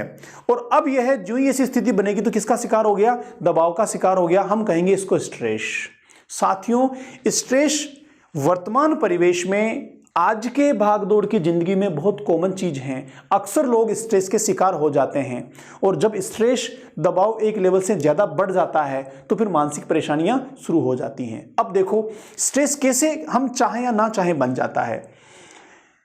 आप रीट की तैयारी कर रहे हैं, आपका एक समूह है जो सोनी ऐप के साथ जुड़ा हुआ है और आप लोग टेस्ट दे रहे हैं, टेस्ट सीरीज चल रही है। आपने CDP का टेस्ट ज्वाइन किया, टेस्ट में आपके मार्क्स आए 30 में से 25। ठीक है, 30 में से 25 मार्क्स कम नहीं है, अच्छा स्कोर है, बहुत बढ़िया है। लेकिन आपने जो ही व्हाट्सएप ग्रुप पे या कहीं साथियों के बाकी स्कोर को देखा, पता लगा कि मेरे साथी का जो है किसी का 26 है, किसी का 27 है, किसी का 28 है, किसी का 29 भी स्कोर है 30 में से, तो मैं तो बाकी लोगों से पीछे रह गया। अब क्या हो गया? अब शुरू हो गया दबाव। जब तक बाकी लोगों से आपने तुलना नहीं की थी तब तक कोई दबाव नहीं था, बहुत अच्छा, वेरी गुड, बोले पिछली बार तो 23 ही था, इस बार 25 आ गया, मैं बढ़ रहा हूं आगे। लेकिन जब बाकी लोगों से आपने देखा तो आप बाकी लोगों से पीछे हैं, तो क्या शुरू हो गया? दबाव शुरू हो गया, आप स्ट्रेस में आ गए। तो याद रखिए, ये जब किसी के साथ तुलना कर लेते हैं और तुलना में हम सम्मान को बीच में ले आते हैं, प्रतिष्ठा को बीच में ले आते हैं, तो हम दबाव के शिकार हो जाते हैं। तो याद रखिए, ये अंक आगे पीछे होना, किसी भी उपलब्धि में थोड़ा आगे पीछे होना कोई बड़ी बात नहीं है। जीवन में ये एक ही पैरामीटर नहीं है सफलता और असफलता का, और भी कई सारे पैरामीटर हैं, कई सारे मापदंड हैं। तो हम दबाव के शिकार ना हो। अगर ऐसा हम कर पाते हैं तो समझिए साथियों, जो कमी है उसकी रिकवरी हो जाएगी। और इसको नहीं समझ पाए, दबाव का शिकार हो गए, तो 25 को 29 नहीं कर पाएंगे, 25 जो है वो 24 पे रह जाएगा। तो किसकी आवश्यकता है? हम इसके शिकार ना हो, स्ट्रेस में ना आए, और पॉजिटिविटी के साथ, सकारात्मकता के साथ फिर से नई प्लानिंग करें, तब जाके हम इस स्ट्रेस से बाहर आ पाएंगे साथियों। एक और जो नेक्स्ट है, नंबर 3 पे बात करते हैं उसकी, दुश्चिंता, एंजाइटी। देखिए दुश्चिंता क्या होती है, ये भी बड़ा गंभीर मामला है दुश्चिंता का। हम दैनिक जीवन में कई सारी आवश्यकताएं बनाते हैं, कई सारी इच्छाएं हमारी होती हैं, लेकिन क्या वो सारी आवश्यकताएं, सारी इच्छाएं पूरी हो पाती हैं? बिल्कुल नहीं हो पाती हैं, किसी की नहीं हो पाती हैं। दुनिया में ऐसा कोई व्यक्ति नहीं है जिसने जो सोचा हो, जो चाहा हो, जो इच्छा की हो, वो पूरी हो गई हो। बिल्कुल नहीं होती है। अगर किसी व्यक्ति की इच्छाएं पैसे से पूरी होती हैं और बहुत पैसे वाला है तो ठीक है, हो जाएगी, लेकिन वो चाहता है मैं हमेशा खुश रहूं, मैं स्वस्थ रहूं, तो जरूरी नहीं है भाई। बहुत पैसे वाले लोग ऐसी गंभीर बीमारी से पीड़ित होते हैं, वो तरसते हैं कि मैं बहुत गरीब हूं लेकिन शारीरिक रूप से मैं स्वस्थ हूं। तो हर व्यक्ति की इच्छा आकांक्षा पूरी हो जरूरी नहीं है। तो जो इच्छाएं, आकांक्षाएं, आवश्यकताएं पूरी नहीं हो पाती, वो दब जाती हैं और जाकर कहां हो जाती हैं? अचेतन में चली जाती हैं, हमारे अनकॉन्शियस में जाके वो रुक जाती हैं, वहां दमित हो जाती हैं। अब जब भी कभी जीवन में, व्यवहार में, परिवेश में उससे संबंधित कोई परिस्थिति बनती है, तो वो जो दमित इच्छा है वो इस परिस्थिति के साथ कोऑर्डिनेट होने लगती हैं और वापस से अचेतन मन से निकलकर चेतन मन में आने लगती हैं। और जो ही चेतन मन में आती हैं तो मानसिक परेशानी उत्पन्न होने लगती हैं। साथियों, मनोविज्ञान में उसको कहते हैं दुश्चिंता, एंजाइटी। एक और तरीके से मैं आपको समझाता हूं। एक होती है चिंता, एक होती है दुश्चिंता। अगर हम चिंता की बात करें तो चिंता सकारात्मक है कि नकारात्मक है? चिंता सकारात्मक है या नकारात्मक है? साथियों, चिंता जो है ये सकारात्मक होती हैं। क्यों है सकारात्मक? कि जब तक हमें किसी भी काम के लिए चिंता नहीं होगी तब तक हम उस काम के लिए सीरियस नहीं होंगे, और सीरियस नहीं होंगे तो वह काम जो है पूरा नहीं हो पाएगा। तो चिंता तो सकारात्मक होती है, पॉजिटिव होती हैं। हमें चिंता है कि हमें रीट का सिलेबस पूरा करना है, जो पढ़ाया है उसको सारा सीखना है, तो ही हम सिलेक्ट हो पाएंगे, नहीं तो सिलेक्ट नहीं हो पाएंगे। चिंता होना ठीक है, अच्छी बात है। काम को पूरा करने के लिए, मंजिल तक पहुंचने के लिए चिंता सहायक होती हैं। लेकिन कभी कभी क्या होता है, जाने अनजाने में ये चिंता बढ़ने लगती हैं। जब ये चिंता बढ़ने लगती हैं तो बढ़ने के बाद ये किस में कन्वर्ट हो जाती हैं? दुश्चिंता में कन्वर्ट हो जाती हैं। जब चिंता एक लेवल से ज्यादा बढ़ जाती हैं, नकारात्मक मोड पर चली जाती हैं, नकारात्मक दिशा में चली जाती हैं, तो नकारात्मक दिशा में जाने वाली चिंता नकारात्मक हो जाती हैं और उसका नाम हो जाता है दुश्चिंता। और साथियों, दुश्चिंता और अगर ज्यादा बढ़ जाती हैं तो आगे चल के इसका नाम हो जाता है चीता। मतलब आदमी जो है सीधा चीता पर पहुंच जाता है। खैर, ये तो समझाने के लिए बता रहा हूं मैं आपको। दुश्चिंता चिंता का नकारात्मक फॉर्म होता है। ये कब होती हैं? किसी भी कारण से हो सकती हैं, लेकिन एक तरीका मैंने आपको बताया, जब दमित इच्छाएं अचेतन में दब जाती हैं और वो चेतन में आके व्यक्ति को मानसिक रूप से परेशान करने लगती हैं, तो साथियों दैट इज एंजाइटी। इसको कहते हैं दुश्चिंता। देखो कैसे, जब व्यक्ति के अचेतन मन में दमित इच्छा चेतन मन में आकर उसे परेशान करने लगती हैं तो व्यक्ति दुश्चिंता का शिकार हो जाता है। साथियों, ये कहलाती है दुश्चिंता। देखो कैसे, एग्जांपल देके मैं आपको समझाता हूं। मान लीजिए आपके साथ एक आपका साथी है जो रीट की तैयारी कर रहा है। दोनों ने खूब मेहनत की, साथ में पढ़े, बराबर एफर्ट्स थे, लेकिन व्यक्ति की विभिन्नताएं हैं। आपका सिलेक्शन हो गया और आपके साथी का सिलेक्शन नहीं हुआ। जो ही आपका सिलेक्शन हुआ, तुरंत सिलेक्शन होते उसी दिन रिजल्ट देखते ही आपकी थॉट प्रोसेस बदल गई, आपके चलने का ढंग बदल गया, आपके बात करने का अंदाज बदल गया। जब आप समाज में गए तो लोगों ने कहा वाह ये है नया सिलेक्टेड, देखो ये टीचर बना है, ये शिक्षक हैं, अब इसको तनख्वाह मिलेगी, अब इसकी लाइफ स्टाइल बदल जाएगी। तो आपके पास बहुत सारे रिश्ते आने लगे। पहले तो कोई पूछता ही नहीं था, आप सोचते थे कब कोई मेहमान आए, मेरी भी पूछे, मैं भी लड़का हूं, बड़ा हो गया, मेरी भी शादी होनी, कोई नहीं पूछता था। लेकिन अब दुनिया भर के रिश्ते आने लगे हैं, आपका लेवल बढ़ने लगा है, आपने स्कूल ज्वाइन कर लिया है, तनख्वाह मिलने लगी है, जो ही सैलरी मिलने लगी तो जो कपड़े थे वो उनका लेवल बदल गया है, ब्रांडेड कपड़े हो गए हैं, एसेसरीज बहुत अच्छी हो गई हैं, लाइफ स्टाइल बहुत शानदार हो गई है, दोस्तों में सम्मान मिल रहा है। तो आपका जो जीवन है, आपका जो लाइफ स्टाइल है वो बदल गया है। और आपका दोस्त फिर से वापस से रीट की कोचिंग की तैयारी कर रहा है, कोचिंग में जाकर, और वहां पर सोनी ऐप से रोजाना पढ़ रहा है। अब आपके किसी एक दोस्त की शादी है, तो आपका जो दोस्त है वो आपके दोस्त का भी दोस्त है। अब आपका दोस्त भी उसकी शादी में आता है और आप भी उसकी शादी में जाते हो। जो ही आप उसकी शादी में मिलते हैं, उसको नहीं पता कि आप वहां आने वाले हैं और आपको भी नहीं पता कि वो वहां आने वाला है। संयोग से ऐसा होता है, आपके वहां जाने से पहले वो पहुंच चुका था और उस दोस्त के साथ बड़ा एंजॉय कर रहा था, बहुत हैप्पी था, बहुत डांस कर रहा था, एकदम उसका बहुत अच्छा था, सब कुछ फर्स्ट क्लास। लेकिन हुआ क्या, देखना परिस्थिति को। जो ही आप वहां पहुंचते हैं, आपके पहुंचते आपका दोस्त उसको छोड़कर तुरंत दौड़ के आपके पास आता है और गले लगा लेता है और बड़ा खुशी महसूस करता है कि वाह यार मजा आ गया, तू आ गया, मैं तो सोच ही नहीं रहा था तू आएगा, तू तो आजकल बड़ा आदमी बन गया, तू तो सर्विस में आ गया। ये सब चल ही रहा है, तभी 2-3 लोग और भी आते हैं और आके पूछा, अच्छा आप ही है क्या जिनका सिलेक्शन हुआ था, अच्छा आप ही है क्या जिनके भी नौकरी लगी थी, अच्छा कहां पोस्टेड हैं, स्टाफ में कौन कौन है। 2-3 मेहमान और आते हैं और पूछते हैं तुम्हारी गोत्र क्या है।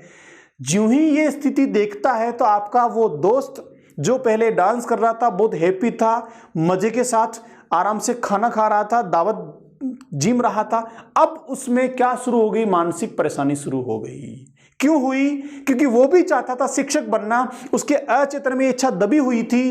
तो अब तक तो वो बाहर नहीं थी, सब कुछ ठीक था, लेकिन जो ही आपको देखा, जो ही आपके व्यवहार को देखा, जो ही नवीन परिस्थिति बनी, उस परिस्थिति से उसके अचेतन में दबी हुई शिक्षक की इच्छा जो है वो चेतन में आ गई और चेतन में आते ही व्यक्ति मानसिक रूप से परेशान हो गया। इस मानसिक परेशानी को साथियों मनोविज्ञान में कहते हैं दुश्चिंता, एंजाइटी।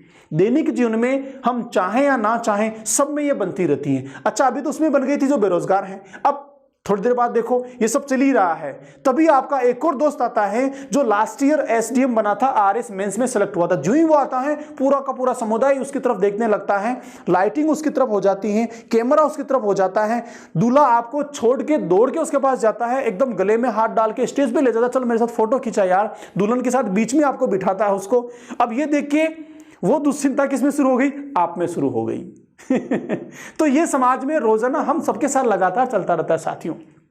चलिए बात करते हैं एक और मानसिक परेशानी की, जिसका नाम है कुंठा या बगनाशा, इंग्लिश में कहते हैं फ्रस्ट्रेशन। क्या है फ्रस्ट्रेशन, क्या है कुंठा, क्या है बगनाशा। जब भी कोई व्यक्ति किसी कार्य के लिए बार बार प्रयास करता है और बार बार प्रयास करने के बाद भी वह उसमें सफलता प्राप्त नहीं कर पाता है, तो सफलता प्राप्त नहीं करने के कारण जो मानसिक परेशानी हुई उसको कहा जाता है मनोविज्ञान में कुंठा या बगनाशा या फ्रस्ट्रेशन। और जब उसको ऐसा महसूस हो कि अब कोई संभावना नहीं है कि मैं इस क्षेत्र में, इस कार्य में सफलता प्राप्त कर पाऊं, तो वह परमानेंट कुंठित हो जाता है उस काम के लिए, उस योग्यता के लिए, उस उपलब्धि के लिए। और उस कुंठित होने के कारण, फ्रस्ट्रेशन में आ जाने के कारण वह मानसिक रूप से परेशान रहने लगता है साथियों। तो ऐसी मनोदशा को मनोविज्ञान में कहा जाता है कुंठा या बगनाशा। बार बार प्रयास करने पर भी जब व्यक्ति को सफलता की प्राप्ति नहीं हो पाती है तो वह कुंठा या बगनाशा का शिकार हो जाता है साथियों।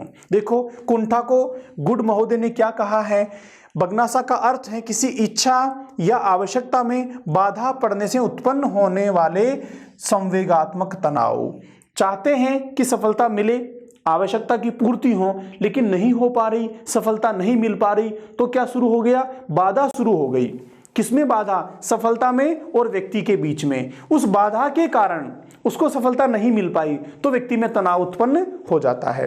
यह भी एक आम मनोदशा है जो व्यक्ति में रोजाना बनती रहती है। एक लेवल से ज्यादा बढ़ गई तो फ्रस्ट्रेशन में आ जाएगा, और एक लेवल तक बनी और आपको समझ में आ गया तो हम उसको दूर भी कर लेंगे, कोई ना कोई युक्ति हमारा मस्तिष्क निकाल लेगा। देखो कैसे, एक लड़का है जो पुलिस में भर्ती होना चाहता है, पुलिस में भर्ती होना चाहता है, उसने खूब मेहनत की, पढ़ाई की, फिजिकल की तैयारी भी की, खूब भाग दौड़ की, अपने फिजिकल फिट किया अपने आप को, लेकिन जब एग्जाम हुआ तो किसी कारण से वह सफल नहीं हो पाया। दूसरी बार फिर एग्जाम में बैठा, फिर सफल नहीं हो पाया। तीसरी बार फिर बैठा, फिर भी सफल नहीं हो पाया। और अब उसको लगा कि अब ये आखिरी चांस है, अगर ये भी निकल गया तो मैं ओवरेज हो जाऊंगा, मैं दोबारा पुलिस की भर्ती में नहीं बैठ सकता। और ऐसा हुआ बैड इवेंट कि वह इस बार भी सेलेक्ट नहीं हो पाया। अब उसके मन में एक धारणा बन गई, एक मानसिक स्थिति बन गई, एक मनोदशा बन गई, क्या कि मैं चाहता था पुलिस में भर्ती होना, लेकिन अब मेरी उम्र निकल निकल गई हैं, अब मैं अप्लाई नहीं कर सकता हूं। तो ये जो मानसिक परेशानी हुई उसको कहते हैं साथियों कुंठा या बगनासा या फिर फ्रस्ट्रेशन। ये रोजाना हम सबके जीवन में चलती रहती हैं, बशर्ते कि हम इसको समझें, पहचानें और इसको दूर करने की कोशिश करें। साथियों अंतिम मानसिक परेशानी है जिसका नाम है अंतःद्वंद, संघर्ष, इंग्लिश में कहेंगे कॉन्फ्लिक्ट। देखिए क्या है कॉन्फ्लिक्ट, संघर्ष किसको कहते हैं, द्वंद किसको कहते हैं, पहले शब्द को समझते हैं। अंतःद्वंद, अंतः का मतलब अंदर चलने वाला, ऐसा नहीं है कि बाहर से दो मल्ल जो हैं युद्ध कर रहे हैं, दोनों में संघर्ष चल रहा है, द्वंद चल रहा है, नहीं, शरीर का द्वंद नहीं है, व्यक्ति में द्वंद नहीं है, अंतः अंदर चलने वाला, मस्तिष्क में चलने वाला क्या, द्वंद।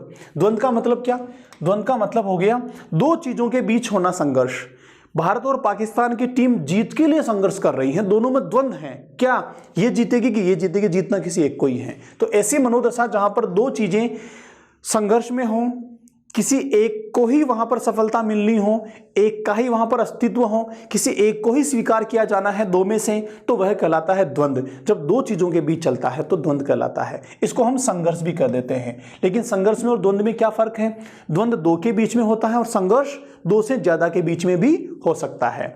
तो अंतः संघर्ष कहें या अंतः द्वंद कहें, मनोदशा दोनों में एक जैसी है, लेकिन हम यहां जिन बिंदुओं की बात कर रहे हैं वो दो के बीच में ही होता है, दो परिस्थितियों के बीच में ही होता है, दो मनोदशाओं के बीच में ही होता है। इसलिए इसको इंग्लिश में कॉन्फ्लिक्ट कहा जाता है, कन्फ्लिक्ट कहा जाता है, अंतर्द्वंद कहा जाता है। ठीक है साथियों, देखो क्या होता है, जब व्यक्ति के सामने कोई दो समान अवसर हों और दोनों समान अवसरों में से एक का चुनाव करना हो तो बड़ा कंफ्यूजिंग हो जाता है। वो सोचता है कि मैं इसको चुनूं या इसको चुनूं। तो यह मनोदशा कहलाती है द्वंद की व संघर्ष की। जब भी आप कपड़े खरीदने जाते हैं तो अक्सर द्वंद आप में हो जाता है कि कौन सा लूं और कौन सा नहीं लूं। जब भी कभी आप शादी में, समारोह में जाते हैं और वहां स्टैंडिंग फूड होता है, ओपन डिस्प्ले रखा होता है, आप जो चाहे लें और एंजॉय करें, तो वहां भी बड़ा द्वंद होता है कि ये लेवें कि ये लेवें। तो कई सारी स्थितियां होती हैं दिन दिन में जहां पर हमारा द्वंद बनता रहता है। लेकिन यह द्वंद सामान्य है, हमने इसको देख लिया, सही निर्णय कर लिया, धैर्य के साथ निर्णय कर लिया तो कोई मानसिक परेशानी नहीं होती है। लेकिन अगर हम सही निर्णय नहीं कर पाए, धैर्य नहीं रख पाए और द्वंद को हमने थोड़ा गंभीर ले लिया, द्वंद का लेवल बढ़ गया, तो ये मानसिक परेशानी के रूप में बन जाता है साथियों। देखो कैसे, जब व्यक्ति के समक्ष दो समान अवसर हों एवं चयन किसी एक का करना हो तो व्यक्ति अंतः द्वंद का शिकार हो जाता है। दो समान अवसर हैं, कितने हैं, दो हैं, ध्यान रखना, और इनमें से किसी एक का ही चयन करना है, तो फिर दो में से एक का चयन करना है, तो यहां क्या हो गया, संघर्ष हो गया, मैं इसको चुनूं या इसको चुनूं। तो वह स्थिति कहलाती है अंतर्द्वंद, जो अंदर की आंतरिक स्थिति होती है। डगलस और हॉलैंड क्या कहते हैं इसके बारे में देखिए, इनका कहना है संघर्ष का अर्थ है विरोध और विपरीत इच्छाओं में तनाव के परिणाम स्वरूप उत्पन्न होने वाली कष्टदायक संवेगात्मक दशा। कष्टदायक क्यों कहा है, क्योंकि जब भी व्यक्ति को मानसिक परेशानी होती है बड़ा कष्ट होता है, संवेग होते हैं, नकारात्मक वाले परेशानियां होती हैं। क्यों हुई, संघर्ष किसमें, विरोध और विपरीत इच्छाओं में। विरोध और विपरीत मतलब एक चाहती है ये ले, एक चाहती है ये ले, अब दोनों में से लेना एक कोई है, तो दोनों में विरोध हो गया, विपरीत हो गई, तो इसके चलते जो तनाव होता है उसको कहा जाता है द्वंद, अंतःद्वंद, कॉन्फ्लिक्ट या संघर्ष। देखो ये जो संघर्ष होता है ये तीन प्रकार का होता है। कितने प्रकार का, तीन प्रकार का। जब व्यक्ति के सामने दोनों अवसर सकारात्मक होते हैं, दोनों परिस्थितियां पॉजिटिव होती हैं और दोनों में से एक को चुनना है, दोनों पसंद है। जैसे अक्सर जब आप कपड़े खरीदने जाते हैं तो वहां पर होता है, आपने दो टी शर्ट्स देखे, दोनों अच्छे लगे, दोनों की कीमत भी एक जैसी है, सब बराबर हैं, लेकिन आप सोच रहे हैं ये लें कि ये लें, ये भी अच्छी है, ये भी अच्छी है, ज़्यादा अच्छी है लेकिन ये भी कम अच्छी नहीं है। अब कॉन्फ्लिक्ट हो गया, बड़े मुश्किल से आप चुनाव ही नहीं कर पाते हैं, तो फिर दुकानदार समझ जाता है इसमें संघर्ष हो गया। वो बोलता है कि भाई साहब जो पसंद है वो एक तरफ निकालो, जो नहीं उनको हटाओ। अच्छा ये पसंद है, इनमें से बताओ दो कौन सी सबसे बढ़िया है। आप बोलते हैं अच्छा ये दो ठीक है, बाकी हटा दो। अच्छा दो ठीक है क्या, अब दोनों में से कौन सी अच्छी है। तो ऐसे करके वो आपके संघर्ष को कम कर लेता है क्योंकि वो जान जाता है। लेकिन अगर वो सपोर्ट नहीं करे तो बड़ा मुश्किल होता है किसको चुने।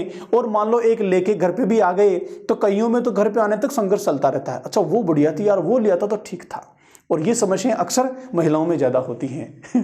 तो ये हो गया सकारात्मक संघर्ष द्वंद, जहां दोनों ही पहलू, दोनों ही वस्तुएं, दोनों ही स्थितियां, दोनों ही अवसर सकारात्मक हैं और किसी एक को आपको चुनना है। दूसरा होता है साथियों, जब दोनों ही अवसर, दोनों ही परिस्थितियां नकारात्मक हो, दोनों ही आपको पसंद नहीं हो और फिर भी एक को चुनना हो। आप किसी दुकान पे गए और वहां पर आपको लगा कि नहीं कंपलसरी है, बहुत तेज ठंड है आजकल, बहुत सर्दी है, एक जर्सी खरीदना जरूरी है, एक स्वेटर लेना जरूरी है, लेकिन वहां जो भी है कोई पसंद आपको है ही नहीं। आपने दो चुने, दोनों आपको पसंद नहीं, लेकिन एक को तो लेना ही है क्योंकि मजबूरी है। तो यहां क्या कहलाएगा, दोनों ही परिस्थितियां नकारात्मक, दोनों को आप पसंद नहीं करते हैं, फिर भी एक को चुनना है। तो इसके लिए आप में मानसिक रूप से द्वंद्व होता है। एक और एग्जांपल देखिए, आप हॉस्पिटल में गए, वहां डॉक्टर ने कहा कि भाई आपकी बीमारी जो है वो ज्यादा है, अब आप चाहो तो मैं आपको इंजेक्शन लगा दूं, चाहो तो आपको ड्रिप लगा दूं, दोनों में से कोई एक तो काम करना ही पड़ेगा। अब आप कहते हैं ना तो इंजेक्शन मुझे पसंद है और ना ड्रिप लगाना मुझे पसंद है, मुझे दोनों ही अच्छे नहीं लगते, मुझे दोनों ही नहीं चाहिए। तो डॉक्टर बोलेगा दोनों ही नहीं चाहिए, जाओ घर पे वापस, यह क्या लेने आए। आपको पता है कि एक को तो लेना ही पड़ेगा। तो आप दोनों को पसंद नहीं करते हैं, दोनों अच्छे नहीं है, लेकिन एक का आपको चुनाव करना है। अब यहां पर अगर द्वंद्व शुरू हो गया तो वह कहलाता है अंतःद्वंद। तीसरा है साथियों, जहां पर एक सकारात्मक है, दूसरा नकारात्मक है और दोनों में से एक को आपको चुनना है, तो यह तीसरे तरीके का द्वंद्व हो गया। तीन तरह के अंतःद्वंद या संघर्ष मनोविज्ञान में बताए गए हैं। समझते हैं एक एक को साथियों। पहला है पद्धति विरोधाभासी परिस्थिति द्वंद्व। पद्धति क्या है, अप्रोच शब्द है इंग्लिश में। अब इसके डेप्थ में आपको नहीं जाना है। अप्रोच मतलब तरीका होता है, यहां पर तरीका भी हो सकता है, कोई संसाधन भी हो सकता है, कोई अवसर भी हो सकता है, लेकिन दोनों हैं और ये पॉजिटिविटी के लिए है। उसको कहा है अप्रोच या फिर पद्धति विरोधाभासी, दोनों में विरोध है, एक को ही चुनना है, ऐसी परिस्थिति बन जाती है तो उसको कहा जाता है द्वंद्व। तो ये पहले प्रकार का द्वंद्व हो गया। एक और नाम है इसका ग्राह्य मतलब जिसको स्वीकार किया जाना है, ग्रहण किया जाना है। तो ये भी स्वीकार योग्य है और ये भी स्वीकार करने योग्य है, दोनों स्वीकार करने योग्य हैं। तो क्या हो गए, दोनों पॉजिटिव हो गए। इंग्लिश में क्या कहेंगे, पद्धति हो गया, अप्रोच, ठीक है। तो अप्रोच कॉन्फ्लिक्ट इसको कहा जाता है। अब देखिए मजे की बात क्या है, ये जो शब्दावली है, जो टर्मिनोलॉजी है, बड़ी विचित्र सी है। इनके अलावा कोई नया वर्ड भी आपके पेपर में आ सकता है जो इस संदर्भ में दिया जाए। तो आपको कॉन्सेप्ट को समझना है, ये वर्ड हूबहू मिले बिल्कुल भी जरूरी नहीं है, कोई नई शब्दावली भी आ सकती है। देखो हमारे सब्जेक्ट में क्या है मसला कि मूल रूप से इंग्लिश में है ये पूरा का पूरा, तो इंग्लिश को हिंदी में ट्रांसलेट किया जाता है। अब ट्रांसलेशन में क्या होता है कि एक वर्ड के हम 10 तरह के शब्द उसके ट्रांसलेशन में इस्तेमाल कर सकते हैं।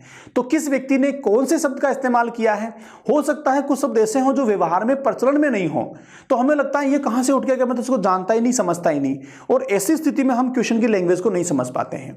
तो उसके लिए तरीका क्या है, आप इंग्लिश को पकड़ के रखिए, इंग्लिश वर्ड्स भी साथ में याद रखिए और कॉन्सेप्ट को समझिए। तो कोई शब्द अगर समझ में नहीं भी आता है तो पूरा क्वेश्चन पढ़ने के बाद, इंग्लिश वर्जन पढ़ने के बाद समझ बन जाएगी, हम कमियों की पूर्ति कर लेंगे। याद रखो समग्र जब मैंने पढ़ाया था पीछे गेस्टाल्टवाद, तब समझाया था समग्र एक हमारी पॉलिसी होती है कमियों को पूर्ति करने की। तो ये हो गया आपका अप्रोच कॉन्फ्लिक्ट। देखो क्या है इसमें, सकारात्मक अंतर्द्वंद भी इसको कहा जाता है, जिसमें दोनों अवसर लाभदायक हों और दोनों में से किसी एक को चुनना हो, तब जो द्वंद्व होता है वो कहलाता है पद्धति विरोधाभासी स्थिति द्वंद्व या फिर सकारात्मक द्वंद्व या ग्राह्य द्वंद्व। जैसे एग्जांपल क्या है, दो सरकारी सेवाओं में से किसी एक को चुनना हो। आपका रीट में सिलेक्शन हो गया, आप टीचर भी बन गए, और पटवारी में भी रिजल्ट आया, वहां भी आपका सिलेक्शन हो गया। अब आप सोच रहे हैं कि पटवारी बनूं कि शिक्षक की ज्वाइन करूं। दोनों को ज्वाइन नहीं करना है, 20 दिन बाद दोनों में से किसी एक को चुनना है, 20 दिन का अवसर आपके पास में। अब आप तुलना करते हैं कि यहां पैसा अच्छा है, रेवेन्यू में पैसा अच्छा है, कौन सा वाला पैसा अच्छा है, जो ऊपर से आता है नीचे से आता है, एक नंबर वाला नहीं। अब सोचते हैं लेकिन यहाँ रिस्क भी है, लेकिन समाज में स्थान भी है। अच्छा शिक्षक ये बढ़िया है, यहाँ बिल्कुल ईमानदारी का पैसा आता है, मेहनत का पैसा आता है, और हमारे पास बहुत मौके हैं दुनिया देश के लिए काम करने के लिए, समाज के लिए काम करने के। तो कई सारी चीजें हैं। आप जब सलाह लेने जाएंगे दोस्तों से तो कोई क्या बोलेगा, सबकी अलग अलग सलाह आएगी। अब आप कंफ्यूज हो गए कि क्या करूं क्या नहीं करूं। तो साथियों यह जो मनोदशा बनी, यह कहलाती है सकारात्मक या ग्राह्य द्वंद्व की स्थिति। अब देखिए, अच्छा देखो ये जो है, इसमें एक और बहुत कॉमन होता है, हर व्यक्ति के साथ में होता है, बशर्ते कि उसका ठीक सा स्टेटस होना चाहिए। आपका सिलेक्शन हो गया, आप शिक्षक बन गए, अब आपके लिए रिश्ते आ रहे हैं। जब रिश्ते आ रहे हैं तो कई जगह से फोटोज आते हैं, लड़कियां बैठ के देखती हैं, देखो ये इसका चेहरा अच्छा है लेकिन इसका रंग अच्छा है। अच्छा इसका नाक अच्छा है लेकिन इसका थोड़े कान टेढ़े मेढ़े हैं। अब उन फोटोज में कंफ्यूज है, ये करूं कि ये करूं, ये करूं कि ये करूं। अब बोल रहे कि नहीं ये भी ठीक है, ये भी ठीक है, अब कौन सा ज़्यादा बढ़िया है, चलो मिलके देखते हैं। जब मिलके देखा, दोनों घर पे मिलने आए, बातचीत हुई, चाय वाय पकड़ाई आपने, तब देखा अच्छा वो भी ठीक था, ये भी ठीक है। अब कंफ्यूज होने किसके लिए हाँ करें, किसके लिए ना करें, तो यह अक्सर होता रहता है सभी में। तो ये कहलाता साथियों ग्राह्य ग्राह्य द्वंद। दूसरा होता है वर्जन वर्जन, विरोधाभासी परिस्थिति द्वंद, परिहार परिहार। देखो वर्जन का मतलब मना करना, अवॉइड करना। ये भी मना हो रहा है, ये भी मना हो रहा है, ये भी अवॉइडेंस है, ये भी अवॉइडेंस है, दोनों ही नहीं चाहिए। ऐसी विरोधाभासी परिस्थिति से बनने वाला द्वंद। परिहार परिहार, परिहार मतलब त्यागना। तो आप इसको भी त्यागना चाहते हैं, इसको भी त्यागना चाहते हैं, दोनों ही आपको नहीं चाहिए, लेकिन फिर भी एक को चुनना है। दोनों परिस्थितियां नकारात्मक हैं। इसको कहते हैं अवॉइडेंस अवॉइडेंस कॉन्फ्लिक्ट, और इसको कहते हैं नकारात्मक अंतःद्वंद, जिसमें दोनों अवसर हानिकारक हों, दोनों आपको पसंद नहीं हो। जैसे इधर पड़े तो कुआं, उधर पड़े तो खाई, लेकिन कहीं ना कहीं पढ़ना तो जरूरी है, परिस्थिति ही इस तरह की है। तो यहां जो द्वंद बनता है वो कहलाता है नकारात्मक, परिहार परिहार, या फिर वर्जन वर्जन, विरोधाभासी परिस्थिति द्वंद। साथियों तीसरा है पद्धति वर्जन। देखो पद्धति हमने पीछे वाला शब्द ले लिया है, पद्धति कौन सा, ये वाला पद्धति ले लिया है, और ये वाला वर्जन ले लिया है। तो ये पद्धति और ये वर्जन दोनों हैं। ये स्वीकार्य है, सकारात्मक है, ये अस्वीकार्य है और नकारात्मक है। तो दोनों के बीच विरोधाभासी परिस्थिति बन गई और द्वंद बन गया। पद्धति वर्जन, इसको हम पद्धति वर्जन भी कह सकते हैं, बात एक ही है।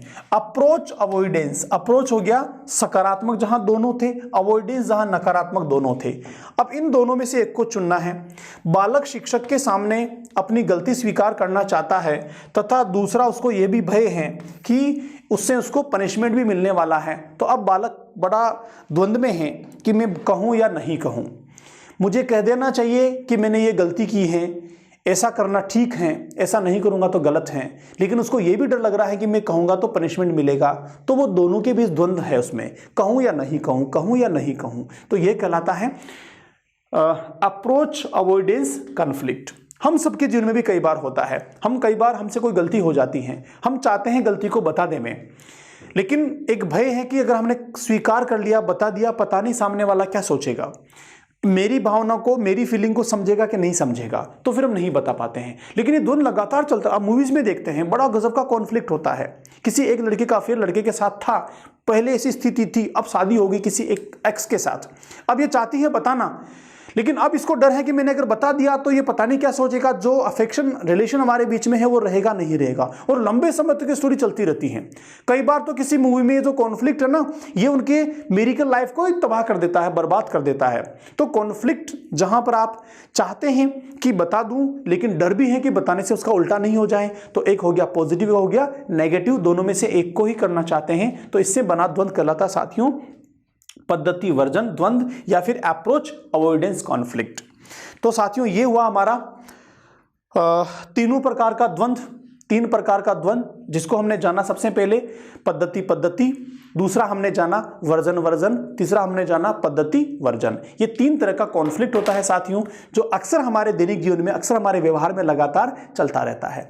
तो आज के सेशन में हमने डिस्कशन किया साथियों समायोजन के बारे में, कि एडजस्टमेंट क्या है, किस प्रकार व्यक्ति दैनिक जीवन में एडजस्टमेंट के लिए काम करता रहता है। अगर एडजस्टमेंट नहीं होता, समायोजन नहीं होता, तो क्या हो जाता है, उसको हम कहते हैं कुसमायोजन। तो कुसमायोजन किस तरीके से होता है, किसे कुसमायोजन कहते हैं। अच्छा, जिनमें समायोजन होता है, जो एडजस्टेड होते हैं, उनकी क्या क्या विशेषताएं होती हैं, किन व्यक्तियों को हम कहेंगे समायोजित, कौन कौन सी विशेषताएं हैं जो समायोजित व्यक्ति में पाई जाती हैं, वो सब हमने जाना।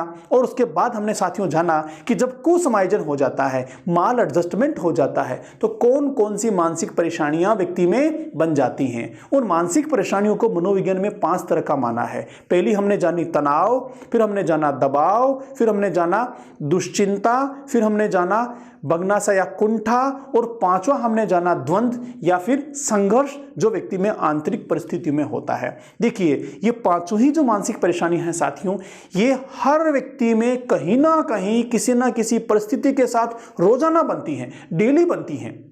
लेकिन कौन व्यक्ति समायोजित जो इनको समझ जाता है, पहचान लेता है और इनसे बाहर निकल जाता है, वो तो समायोजित जो इनको पहचान नहीं पाता, इनसे बाहर नहीं निकल पाता, वो कुसमायोजित। अब इसके लिए बहुत बुद्धि की आवश्यकता नहीं है, बहुत बड़े अवसरों की या पदों की आवश्यकता नहीं है, बहुत पैसे की आवश्यकता नहीं है, पैसे की तो बिल्कुल ही आवश्यकता नहीं है, बहुत क्या। इन परिस्थितियों से बचने के लिए, मानसिक परेशानियों से उभरने के लिए, मानसिक परेशानियों से बाहर निकलने के लिए अगर कोई आवश्यकता है तो वो है अपने आप को समझने की। और अपने आप को समझने के लिए मैं आपके साथ हूं। तो साथियों, जुड़े रहिए, बने रहिए मेरे साथ और सीखते रहिए CDP को। तब तक हम जब तक मिलते हैं, तब तक के लिए नमस्कार।